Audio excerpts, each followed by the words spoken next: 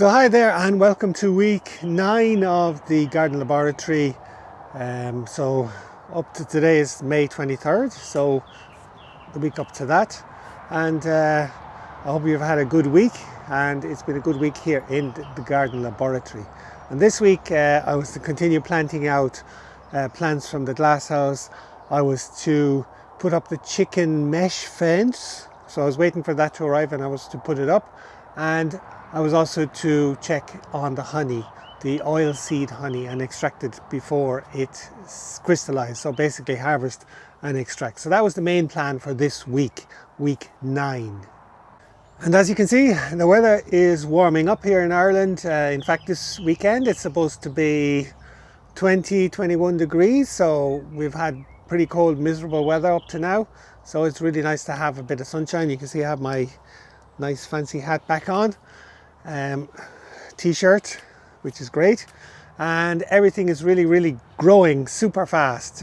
Once a bit of heat, you have the moisture in the soil, then everything really grows. So I mentioned last time that I was busy trying to source a motorcycle. Well, yes, I actually found one and I bought it. So I have this now old Honda Deauville, which I really love, and I want to try and kind of learn how to fix it and all those kind of things. And I do reflective rides on another channel, Thinking on Two Wheels, but that's another story. This is the garden laboratory. But just to mention that I've been distracted with the motorbike, but the garden laboratory continues, and I'm going to show you the progress. So the hens are doing great. We always get about 2 to 3 eggs every day, and they lay in the bucket, and then I let them out and they roam around the garden. But now I'm going to put up that fence just to corral them a bit. And I just received that fence netting, so I still have to put it up. The potatoes are doing great. In the soil, I'm mulching, I'm putting soil up around the stems, so they look really great, except for example the experimental bed, and I mentioned that last week, where I planted potatoes under grass clippings with no dig. And if you go back through the videos, you'll see what I did. I just covered them with grass clippings, and I also put a bit of cardboard underneath to suppress the weeds, but they're not growing very well. So that's not, in terms of experiments, that's not great. But I am mulching, the ones that have come up with grass clippings.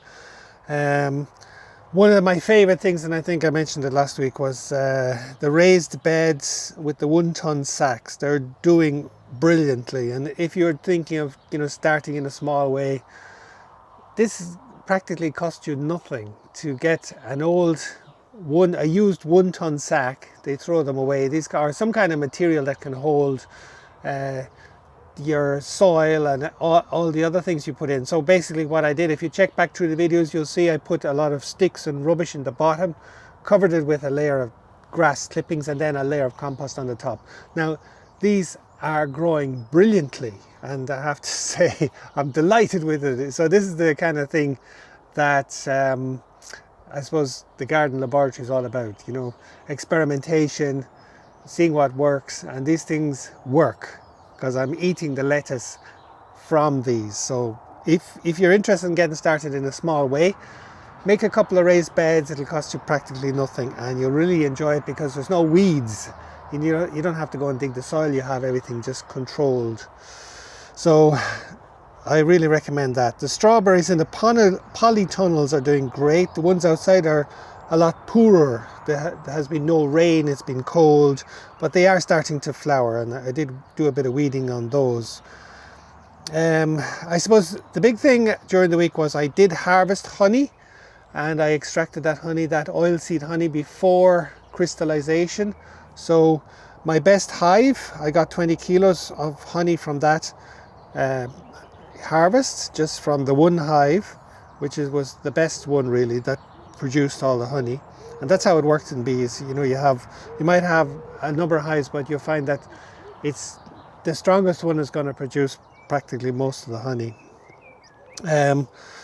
So I suppose my whole philosophy of beekeeping is kind of low input in terms of time, in terms of money, And if you look back, I think I did the first check in April of those bees. I hadn't opened them since July, maybe last year, 2025.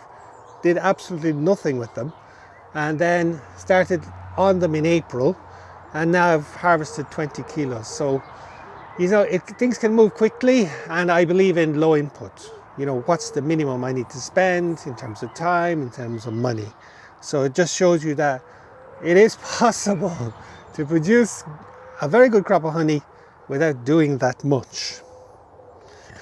I'm continuing to plant out kales and other things from the glasshouse, but of course there's still, you know, you plant seeds and it looks like nothing, and then all of a sudden you have so many plants to deal with. So that's the problem now. I'm trying to plant those out. So I suppose quick updates, you know, we're really enjoying the salads, and we're eating salads all the time now, fresh salads. So again, if you don't have a garden, that's something you could do very quickly and very easily. Make yourself a raised bed, plant lettuce, and you'll have fresh salad. It's amazing, you know, once you get into it, then you're going to want to keep doing it, and you're going to, once you learn how to do it, you want to keep going. So the coming week then, I'm going to continue planting out from the glasshouse. I still have a lot of stuff to kind of plant, the various things that I planted. Like I did just plant out some sweet corn from the glasshouse. I need to plant out some watermelons, you know, all those kind of things that I've got a little seeds here and there I threw down. I need to put up the chicken fence, that fence that I got, I imported it from Belgium. So it's one that you can electrify, even though I may not electrify it immediately. And of course, when it comes to bees, you have to do swarm checks. So the same colony that produced the 20 kilos, that's the type of colony that will want to swarm. However, I took out some of their brood and bees and I donated it to a weaker hive. So I took out 2 frames of brood with bees and I put them in the other hive.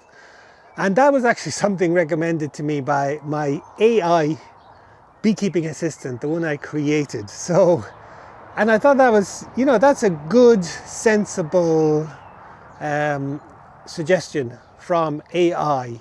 And that's something I would do myself. So it didn't recommend I do 2 frames, but I took out 2 frames because I reckon they're very strong. I need to knock them back a bit. So what you want to do is to kind of control them, give them, the queen, plenty of space to lay eggs. You don't want her to be crowded.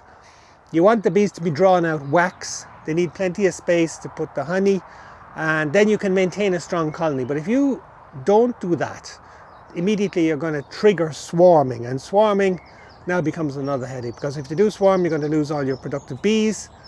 And if they don't swarm and you have to try and control that or do something, that's again a pain. You have to start making a nucleus and splitting them and all of that. So the best thing is to prevent the whole thing happening. And that's through giving them plenty of space in the brood box. And donating those 2 frames to the weaker one will hopefully boost up the weaker one and reduce the strength of the stronger one. So you're kind of evening them out, and you prevent this one from swarming and you boost this one. So you might end up with 2 colonies producing rather than, if the first one swarms, rather than none. So these are the things in beekeeping. But again, you know, it makes it fascinating. But this time of the year, you have to be on your game. You have to every week do your checks. But then that's going to finish. I'll be checking them maybe till sometime late June or possibly into early July, and then that's it. I will leave it there. So you're talking about April to June and possibly early July, and then nothing. So that's how I operate.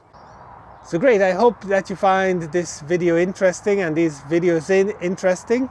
So don't forget to subscribe, to like and to comment. And thank you very much for watching, and I look forward to seeing you next weekend for another update from the Garden Laboratory. Okay, have a good week.